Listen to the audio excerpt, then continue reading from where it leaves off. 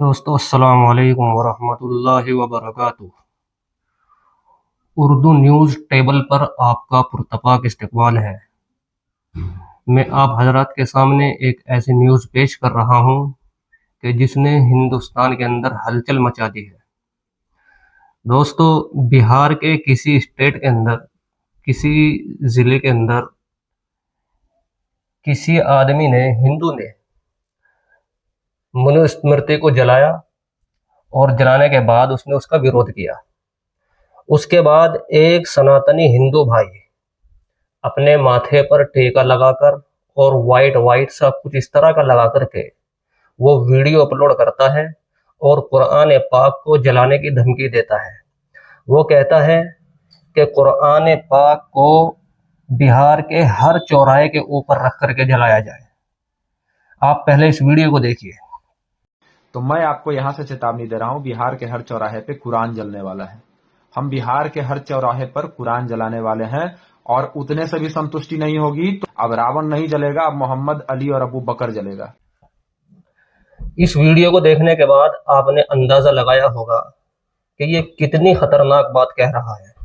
دوستو، یہ ہندوستان سنویدھان سے چلنے والا ملک ہے، قانون سے چلنے والا ملک ہے، لیکن دیش کے اندر، ملک کے اندر یہ اس طرح کی باتیں کہہ کر کے ہندوستان کے اندر ہندو اور مسلمانوں کو آپس میں لڑوانا چاہتے ہیں، لیکن مسلمان اس چیز کو بخوبی برداشت کرتا آ رہا ہے۔ دوستو، اب اس نے جو کہا ہے کہ بہار کے ہر چوراہے، ہر گلی پر قرآن کو جلایا جائے، اب اس سے یہ بات سمجھ میں نہیں آتی کہ جس آدمی نے منو اسمرتی کو جلایا وہ ہندو تھا۔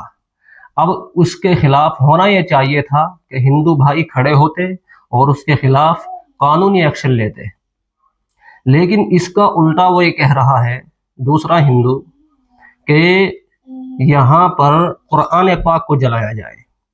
اب منو اسمرتی جلانے والا ہندو اور اس کے ویرودھ میں جلانے کی بات کر رہا ہے قرآن کو۔ تو اگر وہ قرآن کو جلائیں گے تو اس سے اسلام دنیا کے اندر، مسلم دنیا کے اندر ایک ہلچل مچے گی، ہندوستان کی بدنامی ہوگی، ہندوستان کے اندر نفرت اور بڑھے گی۔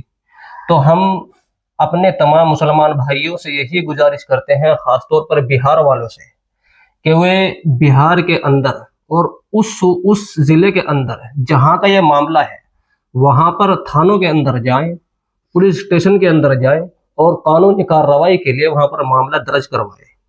اسی طریقے سے ہم صوبہ بہار کی جمعیت علماء جو ہیں ان سے بھی درخواست کرتے ہیں کہ وہ بھی اس پر قانونی کارروائی کے لیے راستے تلاش کریں، اور جمعیت علماء ہند سے بھی گزارش کرتے ہیں کہ اس کے اوپر سخت سے سخت کارروائی کی جائے۔ یہ کوئی سنگین چھوٹا موٹا معاملہ نہیں ہے، یہ بڑا سنگین معاملہ ہے۔